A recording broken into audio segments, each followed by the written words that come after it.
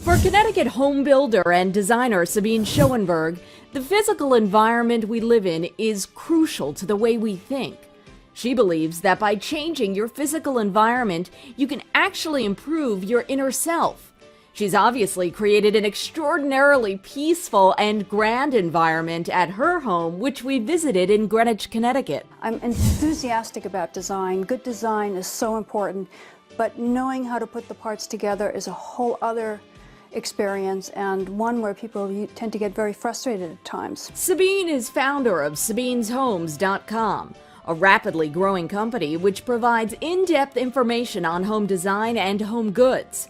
Her many years of designing, building, and selling high-end homes has made her an expert in a field dominated by men. The whole world of building is still very male-dominant, no doubt. I was usually surrounded by 50, 100 different men in various crews, so I was the woman on the site, basically the only woman on the site. Sabine's passion for home design began at an early age.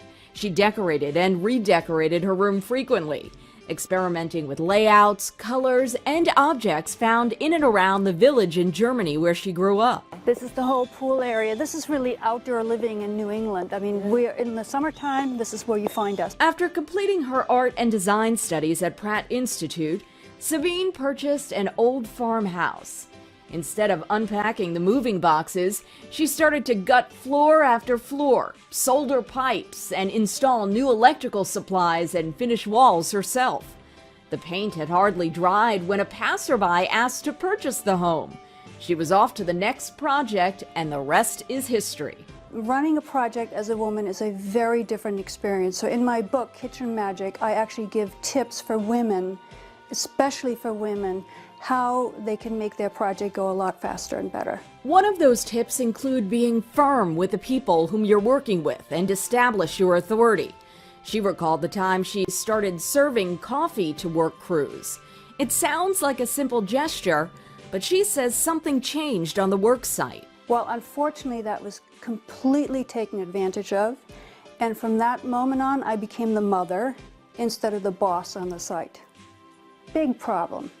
And I could never really regain the boss position that I really needed to run the project. While it's unlikely many of us will be running a work site anytime soon, Sabine says the principles of taking charge and drawing a line remain in many situations. My big advice to women is always be a little bossy. Really pick up the reins and draw sort of a line. Keep a little bit of distance, which men don't have to do, but women very much have to do. She also encourages women to look for simple changes they can make in the home that will give their life a new spark. I really want to shake people up and say, you know, look at your physical environment. Maybe there's some changes here or there that you can make. So instead of going what I call mental inertia and just sort of being in that zone of, you know, being in the same old kitchen that you've been living in, maybe there are a few changes that you can make that kind of reinvigorate the space and also in return your life.